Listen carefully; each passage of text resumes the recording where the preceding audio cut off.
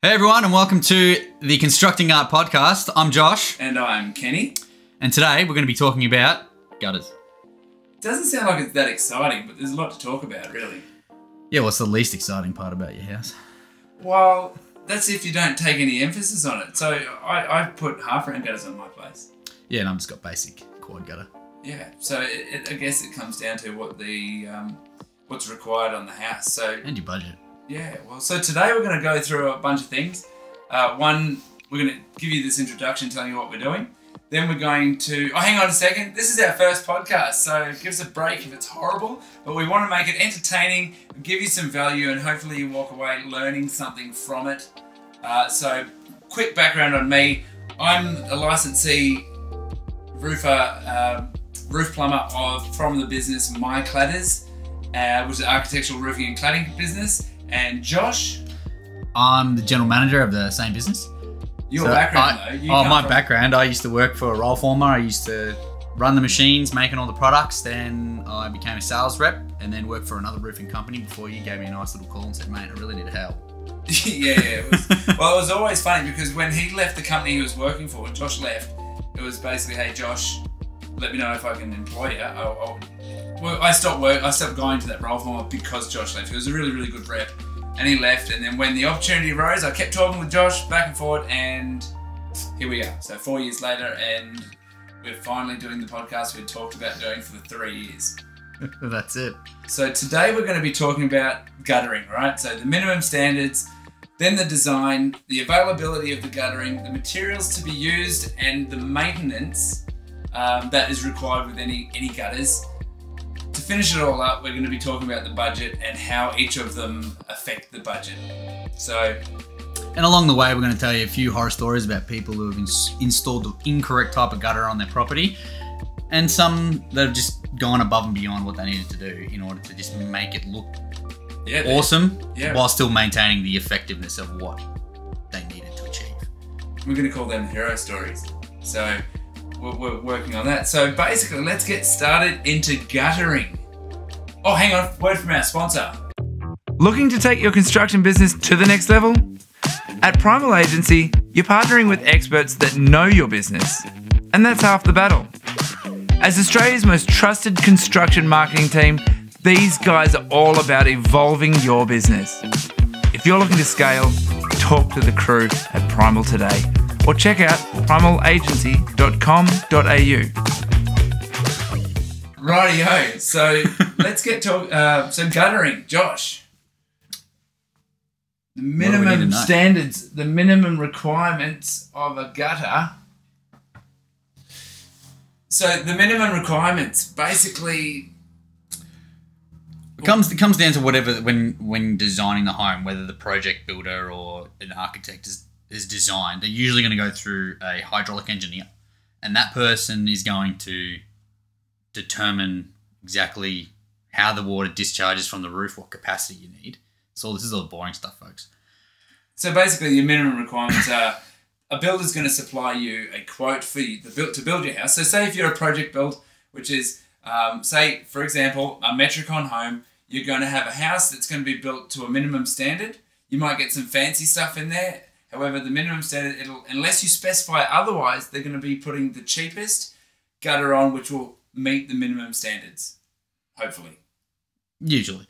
Yeah. Usually something like a 125 quad or a 115 quad, depends on the size of the roof as well. Yeah, so essentially the minimum requirement is whenever you're given a quote for a re-gutter, for example, or for a new home or a new build, you're going to be quoted the minimum gutter unless otherwise specified. So that minimum will meet all the code, it will meet the hydraulic engineer's specifications, and it will make sure that it will take the water off the roof into the ground, into the stormwater. Or into your tank.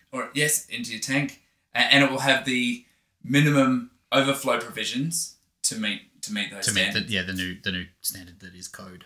Now, each one of these will be different. If you go from that to, say, an architectural home, there is still a minimum. However, with a custom build or an architectural home, you'll be given options, what type of guttering you want.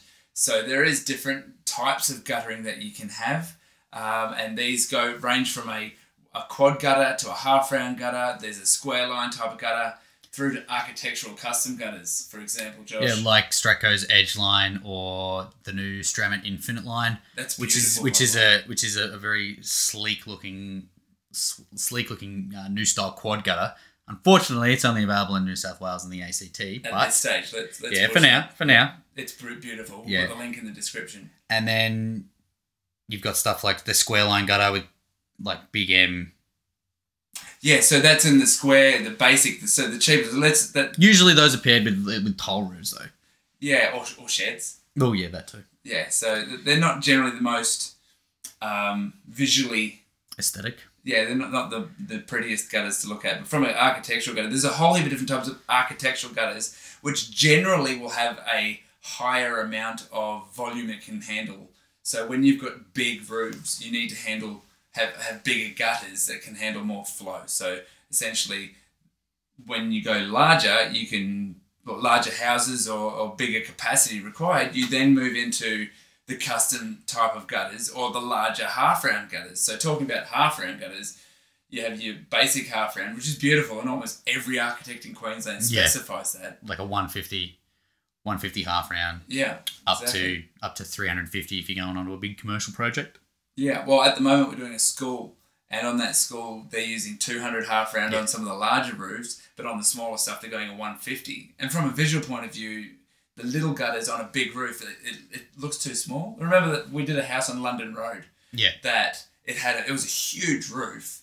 It had big wide pan sheets on it, and it had 250 half-round gutters. And from an aesthetic point of view, if that gutter had been any smaller, it would have looked out of place. 100%. So that's the design point of view. So from a design point of view for guttering, there's a lot of things that affect the outcome, I guess. Yeah, like I mean, if you are trying to be as economical as possible and wanting to have a couple of rainwater tanks and put as much water from your roof into the tank as possible, you want a larger gutter to hold that capacity. Yeah, because you don't want it to overflow. Yeah, you want to get it down to your tank. So that's the other thing. So overflows, and this could be more of a from another podcast, and we'll talk about more of it. But the overflow capacity is basically each gutter is designed to handle a 1 in 10 year storm type thing, whereas the more design and thought that goes into it, you can design these gutters to handle a 1 in 100 year storm. Which seem to be getting more and more up here in Queensland. Yeah, I heard someone actually say the other day that it shouldn't be. This was at that talk we went to down at TAFE. It shouldn't be rated on a 1 in 100 year. It should really just be like 1 in 2022, right? That's what we're talking about. So let's talk about horror stories in regards to a really poor design of a gutter. There's so many horror stories. So when I can't think of any off the top of my head right now. Yeah. So let's just go to the hero, because I thought of the hero first. Yeah. We did back in 2016. We re-roofed the University of Queensland. The University of Queensland Art Museum. Right, so we re-roofed that, and that had stainless steel. We took out copper and we put in 316 stainless steel box gutters into that, and put massive sumps and that was to support a 1 in 500 year storm. We filled the whole gutter up, had to put big plugs in all the downpipes, and we had to fill the whole thing up to handle water. It needed to hold the entire depth of the box gutter up to its overflows for 2 hours solid without any leaks. So we've had no issues with it. It's handled every single storm. There's been no leaks. Now, the reason that they re-gutted and re-roofed those buildings is because they had books, because we also did the North Jewett Library, and that just flooded constantly over and over and over again. And the art museum, that kept having water come in. So they needed to fix that problem. They don't have these problems anymore because they over-designed it. They went to this 1 in 500 year. Now, you wouldn't expect someone to do that. That was an expensive exercise. There was 150 grand's worth of stainless steel guttering in that. Yeah, there's probably a couple of $1 million worth of art and books that they kind of wanted to keep safe at the same time, though. So that takes us through to materials, essentially. But from design, you want to make sure that whatever you do, you end up with an outcome which is beneficial for the aesthetics from a design point of view, as well as for the hydraulics to make sure that the water's going to get away. So going back to minimum, you can put a minimum gutter in there. If you're happy with the look of it, it's going to deliver all the water to where it needs to go. So if the cheapest option is going to tick all your boxes, then that's going to do it for you. However, if you wanted to make it a bit, like over-design a little bit, there's a huge array of different gutters you can go to change the aesthetics of your house and make it look like those ads on the Colorbond, on TV that Colorbond puts out there, or makes it just designed to the style that you want. For example, we haven't touched on, with quad gutters, Josh, the different types of brackets that you can have on quad gutters. Yeah, because there's different ways, obviously, of mounting it to your house. So, like, your standard project home has standard roll-formed fascia, and you use spring clips and an overstrap to keep the gutter on there. You have timber fascia, where you can use either gutter spikes or general purpose brackets. We can even wrap the timber, so instead of everyone having to paint it, you can wrap it with a nice piece of Colorbond. Or we can install it directly onto an external cladding, whether that's FC or, like we do, the metal cladding, and make it all look nice and fancy, look like it's just a complete transition from the roof to the walls. And those brackets can be used for multiples of different gutters, like so quad gutters, square gutters, half round gutters. Even they have like a flat back half round with an internal bracket, like a GP bracket, or you have your external bracket. And all of them have their different pros and cons, price points. Generally, the more money you spend, the better the outcome is. But like with quad gutters, if you look at an old Queenslander, we're based in Queensland, so most of our content is going to be talking about Queensland. So in Queensland, if you go back to the early Queenslanders, they're all built using what we call a spike bracket. And a spike bracket is an external bracket that goes in through a timber fascia or into the tails. Tails of the rafters. Or trusses or whatever. So there's different ways in the design. So if you're building a house and you're wanting to get that, what's that latest trend? That white, everything's white. I forget the name of it. Hamptons. You got it, the Hampton style. If you go in the Hampton style, you might want to go with the spike brackets because it adds that little bit of extra oomph to the design, a bit of texture to it, opposed to just hiding it behind and using a concealed type bracket like a general purpose. Yeah. So that's pretty much it. So I think we've covered off all of that, Josh, on the design side. I mean, so much. We could talk all day about design of box gutters and other the eaves gutters and stuff. We're going to talk about box gutters in the next podcast. That's going to be the next one. So this time and getting that water out of the gutters and into the ground. Yes. All that fun stuff with downpipes. So the other things need to take into account are like what it's made out of, the materials. Yes. So before that, we've got availability. We missed it. Oh yeah, sorry. It's on the list. We've got a list here. Sorry. Sorry, everyone. Jumping ahead. Yeah. So availability. Josh deals a lot with specifications. So Josh in the office, as general manager, deals with plans, and he looks after the quoting and making sure that we specify or we supply in our quotes what's specified. Yeah, what's specified. And if it doesn't work, we provide a solution. Yeah. So here's a horror story to a hero story about availability of a gutter that we did on a house in Queenscroft for Bluebird Design and Construct. So the architect specified, I don't think it was shoreline. I think it was some shoreline's a lot more like edge gutter. A Lysart gutter. It's a Lysart gutter. It kind of looks like a OG gutter a little bit. Different sort of curves on it. Very colonial, squared. Yeah. But it's only available in Western Australia. And in order for us to order the gutter, we would have had to know, in order to get transport, because Lysart and Brisbane won't order it from WA because there's so much risk involved with ordering the material and bringing it to Queensland. So in order for us to even get a quote, we would need to actually have all the lengths to make up the parcel size for us to get a quote to get it shipped over.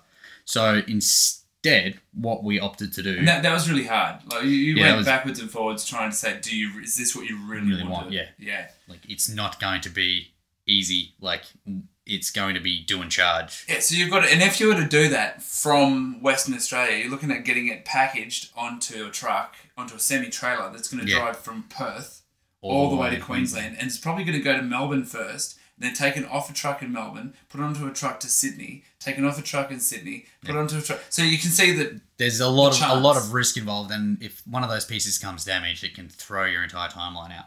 Yeah. So what we opted to do was we asked the guys at Lysart WA if they could take a stop end, and then a A4 piece of paper, and then just trace it to scale onto that A4 piece of paper. A stop end is a cap at the end of the gutter.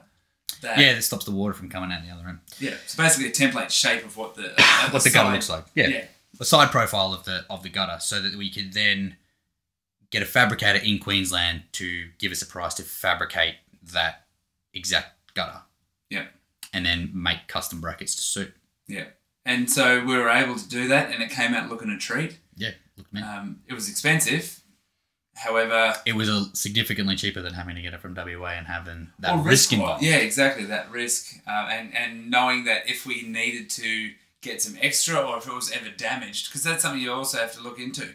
If you build something, you need to look at if a tree fell on it, can it be rectified? Can you easily, accessibly get something? So the availability of something, it's like, it might be really nice to get something that's only available from over here and the exclusivity of the whole thing. Yeah. It might be great to do that, but if there's an issue, you're looking at a whole heap of drama that includes a lot of risk, and it just makes things hard. So we try to push for the availability, items that are available in Queensland, and working with that. So if we can have something fabricated here, then it can be replaced, right? Yeah. So and it means that we're able to maintain everyone's schedule. Yeah, and that's keep everything running on time, and then no one incurs any extra costs. And for what I've heard, that house is going in for awards. Oh wow! Awesome. Yeah, so that's pretty exciting. I mean, many of the houses we work on go into for awards, and it's really cool when you do things like that. So this is the hero side of that story with that guttering. The fact that little things like that will end up being the difference between whether or not that house wins the award or not. Because when you take the overall envelope of that house, you're going to look at, you'll see the gutters, you'll see all the different things that go into it to make it what it is. So from availability point of view, you really, really want to make sure that when you're not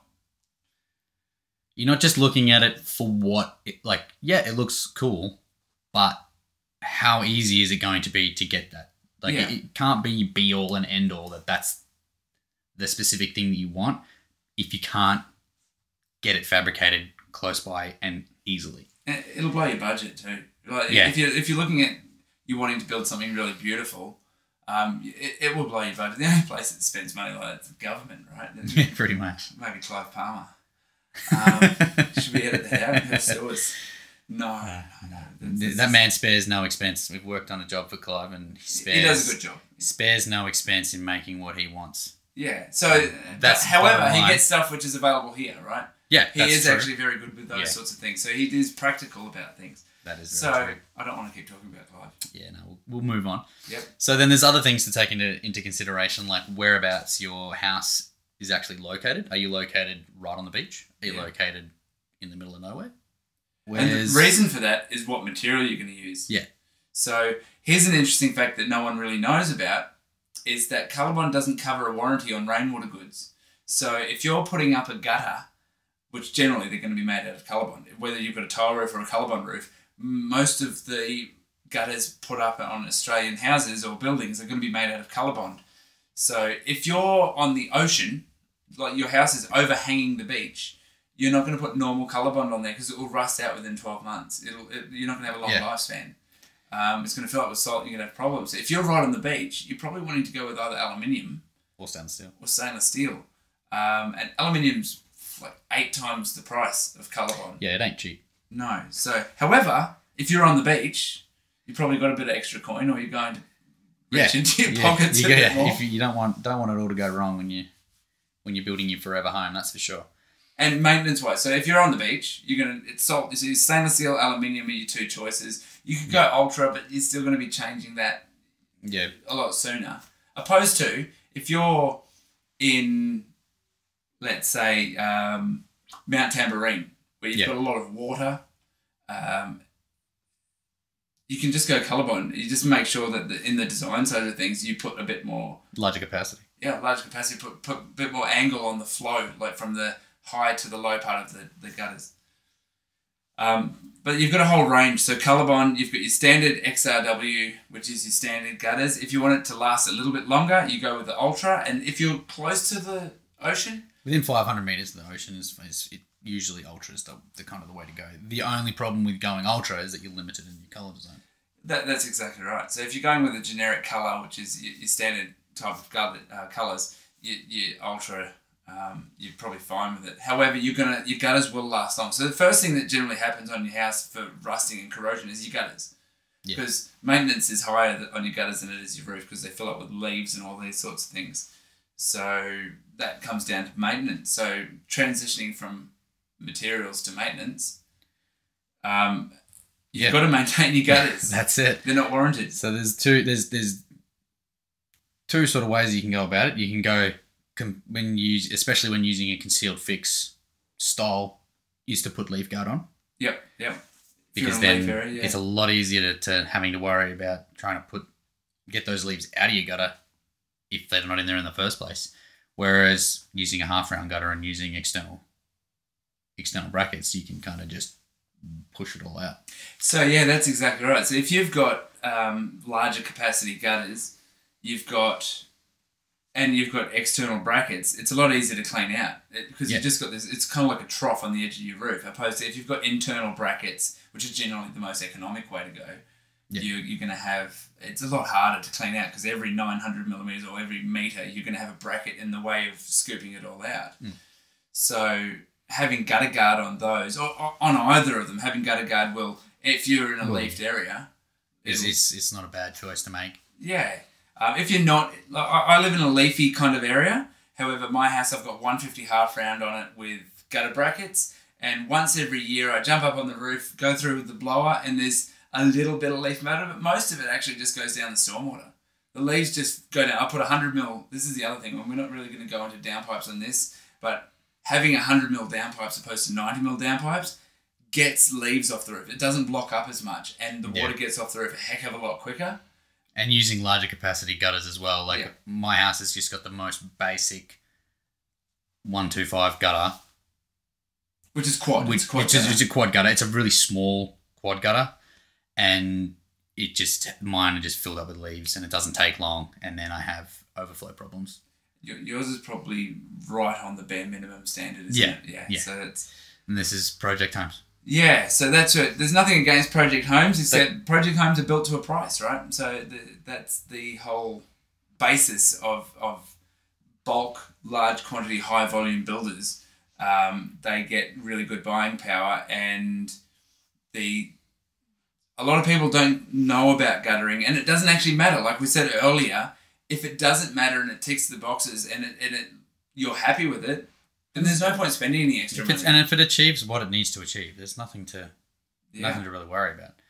It's when you're trying to make something that you're making your forever home, your dream home, and you're wanting to make it look $1 million.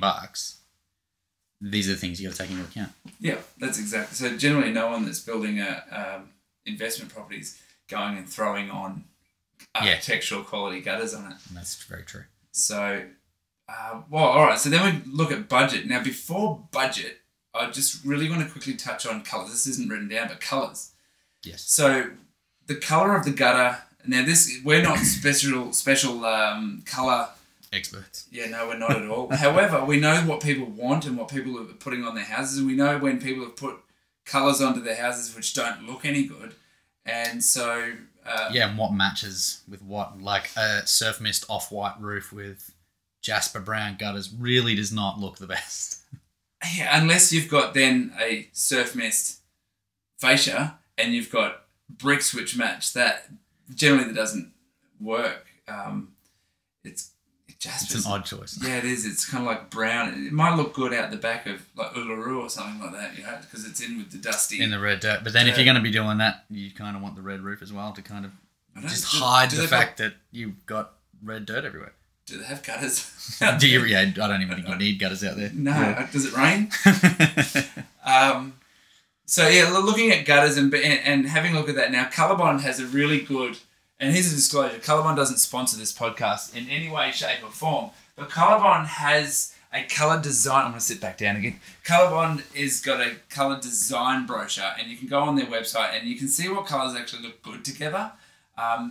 Because once you put the gutters on, that is like a picture frame to your house. Yeah. So you have your roof, you've got your fascia, and then you've got your gutter. And that is like a picture frame to your house. So it separates the cladding or the wall or the bricks or whatever is there to the roof. So I just want to touch on that. And you don't have to make it all match.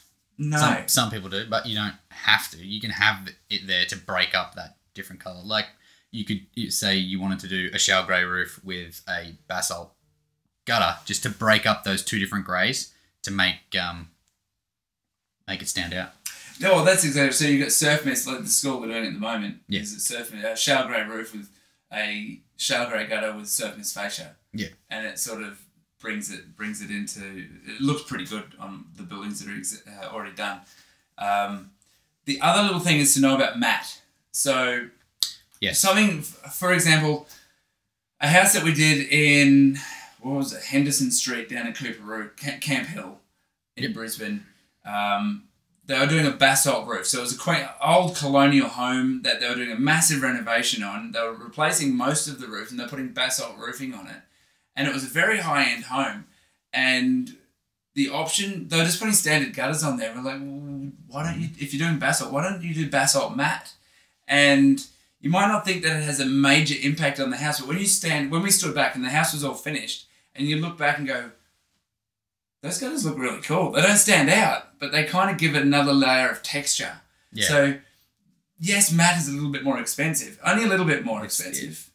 However, it's not that much more expensive. No, this is right. And that's the reality. So you could, instead of going to a much more expensive gutter profile, you could go that generic gutter, but go to a premium colour.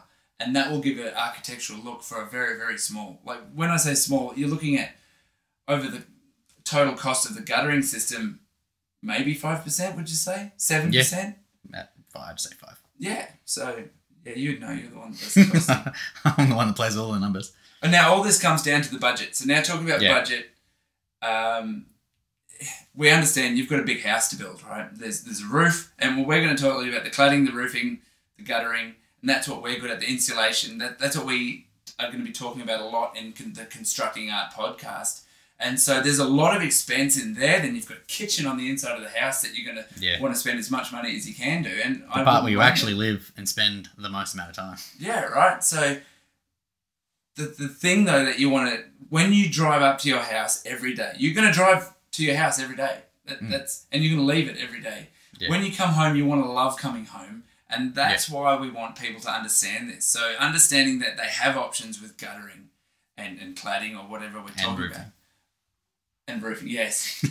having the understanding that they can change little things so that they can get that little wow factor, because so many people come to us, customers come to us, and they want that dream that they have offered to them from seeing all of the Instagram photos and videos and the Colorbond ads on TV. Yep. All of these things, they see these amazing homes, and they want, then they build their house and they don't get that delivered to them. They don't get that feeling. What we want to actually help you achieve is that feeling. So when you come home, you get the feeling of you've come home to the house of your dreams. You come home to the house that you envisioned coming home to. And that doesn't mean that it doesn't have to be the home that you decide to build. We can alter the house that you already have. Yeah. So on a facelift point of view, so changing what it is. We can change the gutters. You can change the roofing profile. You can change your worn down old weatherboards into something amazing. Yeah. Yeah. So, and that does come down to a budget. So you don't, what your budget is. Say if you're wanting to spend, these days, it's really hard to work out what the cost is, but $400,000 on a build. And in that, the builder's quoted, say there's $2,000 in there for guttering. Just throwing a number out there. You can turn the most generic, the most generic, plain, ordinary, run-of-the-mill guttering system into a beautiful designer piece. But instead of $2,000, for $2,200, $2,300, and you can have a really good guttering system. And that's kind of the difference. So when you add that little bit to things, like for example, we're not going to go on about the roofing. Changing the roofing from a corrugated iron to a trim deck because of the style of your house, and changing it from a normal monument to a monument matte doesn't cost a lot of money, but it turns your house from being another house on the street to something that's apart from the rest. Yeah, the one that you wanted to come home to. And if you're listening to this podcast, that's because you actually care about these sorts of things. So that's why we're doing this. So, have we missed anything, Josh? I don't think so. I think that's pretty much it. That'll be it. That's all we wanted to cover in this particular podcast anyway. Yeah. So on the next one, we're going to talk about box gutters and common misconceptions when it comes to box gutters. Yeah, definitely. The downpipes, rain heads, and yeah, we're going to talk more about that on that one. So thank you very much for listening to our the first ever podcast on, what's the podcast called again? Constructing Art. How good is that? Because that's what we do, guys.